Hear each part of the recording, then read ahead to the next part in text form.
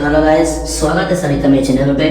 आज मैं लौट आया हूँ आपका मैं BTS का एपिसोड लेके। तो शुरू करते हैं बिना किसी टाइम वेस्ट के। तो एपिसोड के स्टार्टिंग में हम देखते हैं चाहिए उस एडर को पंच मारने के बाद हानली से कहता है, सीनियर हान मुझे माफ करिएगा कि मैंने इस जगह पर फाइट करी। लेकिन तब हम लोगों को हानली को दिखाया जाता है जो कि एक लंबी सांस लेता है और फिर एक हल्की आवाज में शेयन से कहता है, इन्होंने यहाँ पर अपनी हदें पार करी थी, इसीलिए इनको अपनी करतूत का फल मिला। इस मैटर को यही खत्म करते हैं। बाय वे अपने लोगों को लो और यहाँ से चली जाओ। जिसके बाद वो लेडी बाय वे अपने लोगों के साथ वहाँ से जाने लगती है, पर घूमकर शेयन को देखती है। गुस्से में कहती है, लड़के तुमने आज मेरे ऊपर अटैक करके बहुत बड़ी गलती कर दी और तुम्हें इसकी कीमत जरूर चुकानी होगी। जिसके बाद वो वहाँ से चली जाती है। फिर इसके बाद हम लोगों को ये चौंक को दिखाया जाता है जो कि शेयन से कहता है, शेयन मैं समझ सकता हूँ कि तुमने उसके ऊपर अटैक क्यों करा, पर ये बाइक लैंड इतना स्ट्रॉन्ग है और वो इस बात को इतनी जल्दी भूलेगी नहीं। पर फिर भी मैं तुमसे ये कहना चाहता हूँ कि तुमने जो किया उससे मेरा दिल काफी रिफ्रेश हो गया। शेयन मुस्कुराता है, कहता है, अगर वो बाइक लैंड दोबारा मुझसे फाइट करने की कोशिश करेगा तो मैं उन लोगों को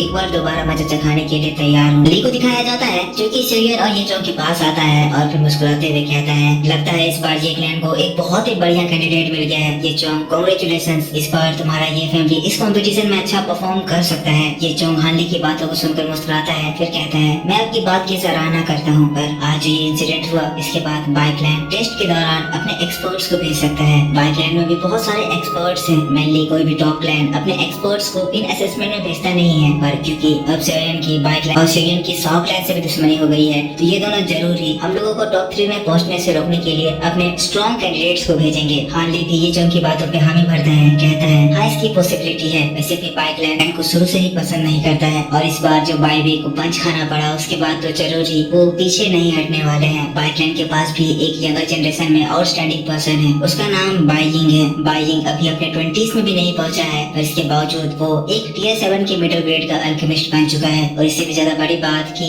बाइयिंग 3 सालों तक इस लेवल के बाद अपनी टेस्टिंग नहीं करवाया है। ये चौंक भी कहता है, हाँ बाइयिंग के बारे में मैंने भी सुन रखा है। कहा जाता है कि ये बाइयिंग 100 क्लैन के 100 दान से भी ज्यादा ताकतवर है और वही 100 क्लैन से 100 क्लैन की विच इस कंपटीशन में पार्टिसिपेट करने के लिए आएगी। ऐसे में बाकी के क्लैन यानी कि दान क्लैन और क्यू क्लैन ही बच जाएंगे। दान क्लैन अपने रेपुटेशन को हमेशा सबसे छुपा कर रखता है। उनकी ट्रू स्ट्रेंथ के बारे में किसी को भी नहीं पता है, पर हमेशा ही वो लोग इस कंपटीशन में फर्स्ट या फिर सेकंड पोजीशन लेने में सक्सेसफुल रहते हैं। क्यू क्लैन इन सभी क्लैन में से सबसे ज्यादा कमजोर है, पर वही बात करें ये क्लैन की कंपैरिजन में तो वो ये क्लैन से तो बहुत ज्यादा स्ट्रॉन्ग है। अब यहाँ पर बात थोड़ी सी सीरियस हो गई थी, तो फिर हानली माहौल को हल्का करते हुए कहता है, भूल जाओ, अभी से इसके लिए सिर दर्द लेने की जरूरत नहीं है। ये चौंक, इस बार तुम्हारे साथ जो पर्सन है वो कोई मामूली पर्सन तो नहीं है और मैं कह सकता हूँ कि शेयन जो है वो उन तीनों टॉप 3 क्लैंस के जीनियसेस को बखूबी टक्कर दे सकता है। अब इसके बाद ये चौंक शेयन हानली को गुड बाय कहकर टावर से बाहर निकल आते हैं। शेयन अपने सामने के मार्केट में घूमना चाहता है, ट्रेजर्स की तलाश करना चाहता है। तभी ये चौंक शेयन से कहता है,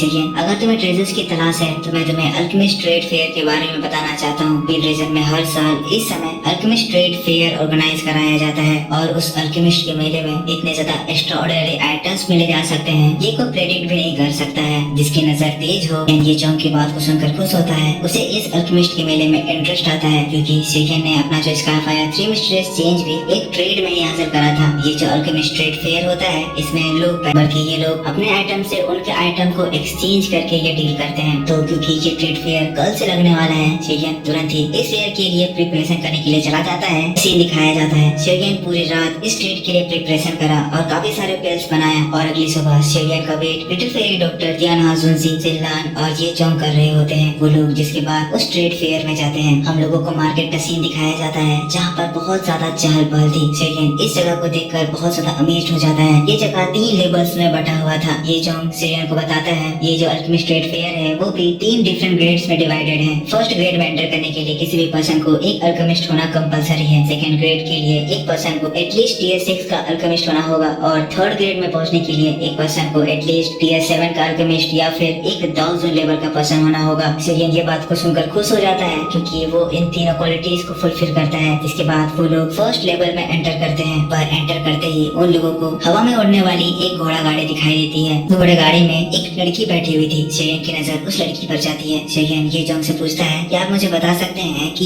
ये लेडी किस क्लैन से बिलोंग करती है। शेयन ने उस लेडी के अंदर स्ट्रॉन्ग स्पिरिचुअल एनर्जी फील करा था। ये जोंग शेयन को बताते हैं, अगर शेयन तुमने नोटिस करा होगा तो उस फोर्स कार्ड में पीछे के साइड में एक बेल का सिंबल बना हुआ था जो कि दान क्लैन को रिप्रेजेंट करता है। जरूर ही वो लेडी दान क्लैन की पर्सन होगी। अब इसके बाद शेयन मार्केट में आगे बढ़ जाता है। इस जगह पर शेयन 3 चीजों की तलाश कर रहा है, blood essence demon fruit, 10,000 years old green spider wine और स्नो बोन गिनसेन। ये जो चीजें हैं वो शेयन को मास्टर याला के लिए बोन ग्रोइंग ब्लड पिल बनाने में जरूरत पड़ने वाली है।